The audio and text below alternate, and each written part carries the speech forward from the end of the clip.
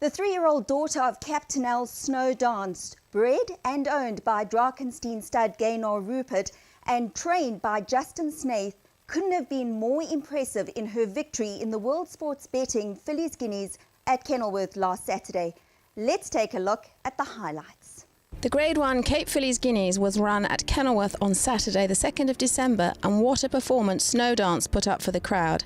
An easy winner pulling up on the line. She really had tongues wagging, and the connections were clearly over the moon with their Captain L filly.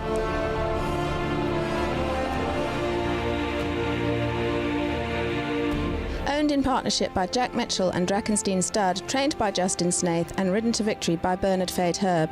Snowdance has won 3 races with 1 place from 4 starts and has already notched up some valuable stakes. Snowdance provided Justin with his 5th Fillies Guineas winner, so there was cause for plenty of celebrations. The Greenpoint Stakes was a very competitive and exciting race, seeing current Horse of the Year Legal Eagle go head-to-head, beating Edict of Nantes home. 2 great horses in action, and what a thrilling season we look to have ahead.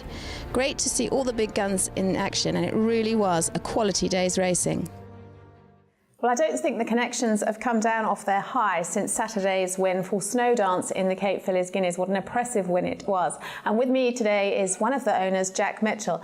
Jack, what a fantastic win. She absolutely blew us everybody away, won in fine style.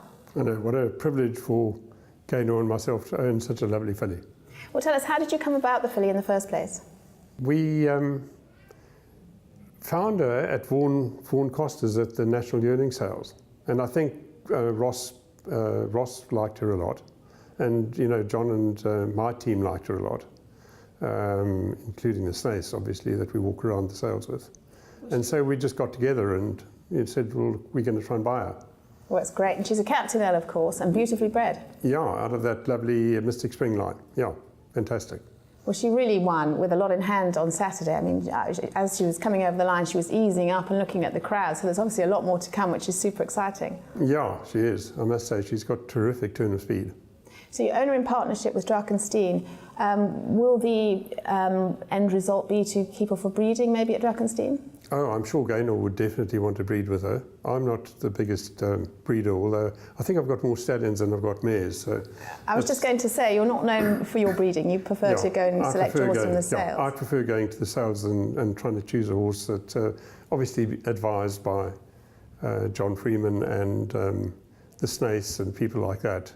And I do listen to their advice. But I'm not really much of a breeder because I find it so long-term and so difficult. But you've obviously been in racing a long time, and you've got the July, the Met, the Queen's Plate under your belt. Fantastic. Yeah, very lucky. Well, she's only had 4 runs for 3 wins and a place, which is quite amazing so far. Yes. And indeed. features at very that. Good, very good form, yeah. Yeah, but a really, really exciting filly to have, and wonderful partnership with Drakenstein. And of course, you've got your daughter that's very keen on the racing as well. Yeah, I might say it's an absolute pleasure to race with Gaynor. And you know, I think we think the same about horses, and so there's never any friction at all.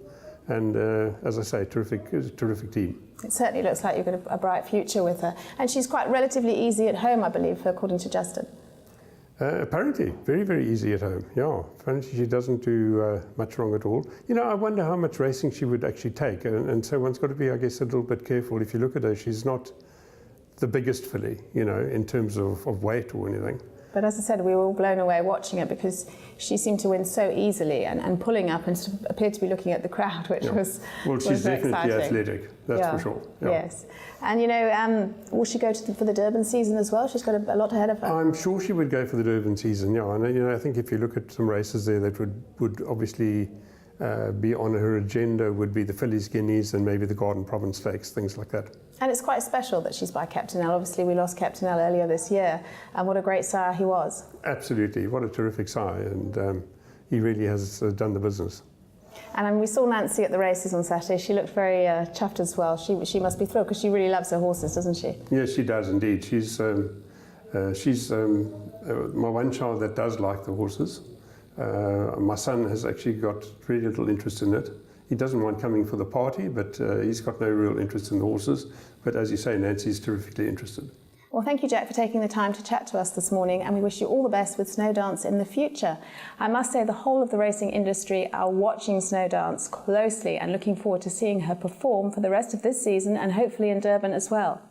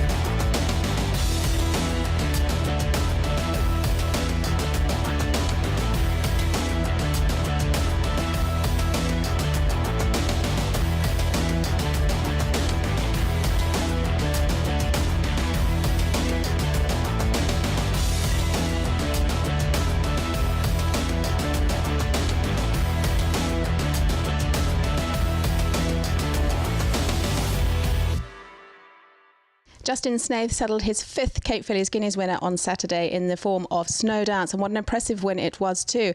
Justin, she really, really is a smart filly. Thank you very much for letting me ride her this morning. What a privilege. She's gorgeous, she's big, she's got a lovely temperament, she's got everything going for her. Yes, look, I thought it was about time a pretty person rode her, so it's time for Bernard to move over. But she hasn't put a foot wrong. She's gone to the front in races, she's tucked in, so, there's very little shinks in her armour, which I enjoy, because, you're always looking for a way that the guys can beat you, and she's making it very difficult. So, actually Bernard in the morning of the race, I said, "Oh, Bernard, what are you expecting today?" He says, "No, listen, he's heard a few jockeys, they think he stole the race last time," and he said, "I've got bad news for them, I'm going to win by further." So I thought, okay, quite confident, and she duly did exactly what he said. She did, and she looked to be really easing up on the line and looking around. Yes, I was a little bit concerned at the time, because she seemed to change legs and get a bit of a fright. There's a few advertising boards, and she must have had a good look at them. But when I saw that she was changing legs just to move over a little bit, then I understood, okay, nothing to worry about. So, and she's pulled up beautifully, and as I said, just an absolute pleasure. This family, you always look and think, oh, how good can they be? And then you got to go back. That's when the families count. So, like all my good fillies, the pedigrees back up when they're good, and that means that they can be very good. So we'll see where the limits are in the future. Well, she won with plenty in hand, and of course you had the second in the race as well, and she's pretty decent as well.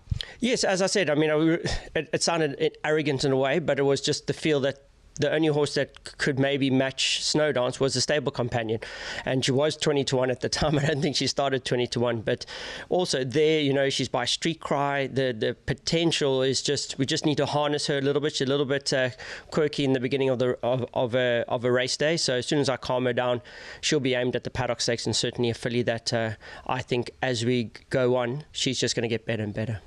But Snowdance got lovely owners, Jack Mitchell and Drakenstein. You couldn't get better than that. Exactly.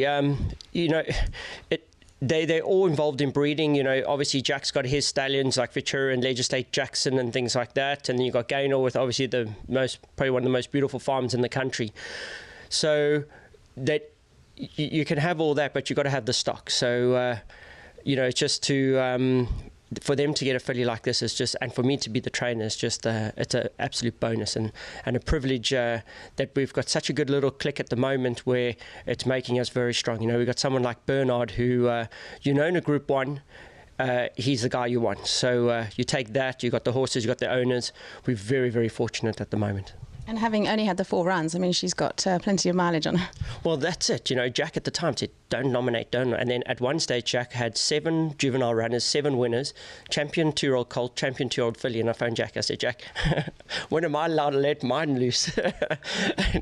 and so the best thing we did was wait. And as you're saying, she's only had 4 runs. And we missed gallops purposely so that we could always just have that little extra. So we've always saved. So we always know every time we go, we got something better. And as I said, be just looking forward to the Sun International Met Day. Well, you had a super day on Saturday. Stable's really in form and flying, and your horses looked out of this world this morning. So the rest of the season looks good at the moment. It does. As I said, from the beginning of the season, we've come in with a different approach. We've changed things, which is hard because we have been quite successful, but we're always looking for that next gear. And we've taken a risk, and so far it's paying off. But it'll only prove whether we're right or wrong come Met Day. So fingers crossed until then. Bernard Fade Herb rode Snowdance to victory in the Fillies Guineas this last weekend, and what an impressive win it was too. She really is an impressive filly, isn't she, Bernard? Yes, she's a real smart filly, and she's just showed in her last race, that the previous win wasn't no fluke. She reproduced that run again, and she really smashed him, which was really impressive. And if she keeps on improving like that, who knows how good she could be. It was very impressive. You looked to actually be sort of easing up on the line, and she was looking at the crowd. Yes, with about 150 to go, I felt that I was running away from the field, so I just eased up a little bit, and she actually saw the winning post and started to slow down a little bit quicker than I wanted it to. But all in all, it was a good win, and I'm just so glad that she's taken the race well, and now we're just looking forward to her next run. I hope you get to stick with her in the future. Could weight be a little bit of an issue? Yeah, I think looking at the program and where they're going to go with her next race, I probably won't be able to ride her because she won't get my weight. But let's hope after that I'll get back on her again and take it from there. You've ridden some decent fillies in your time, Bernard. How do you rate Snowdance? Yeah, she's really good. She's just as good, if not better, as Ebony Flyer and the likes of Sun Classique. Well, she's only had the 4 starts and impressive at that, so she really does look to have a bright future, doesn't she? Yes, definitely. I'm looking forward to see how she does in the future.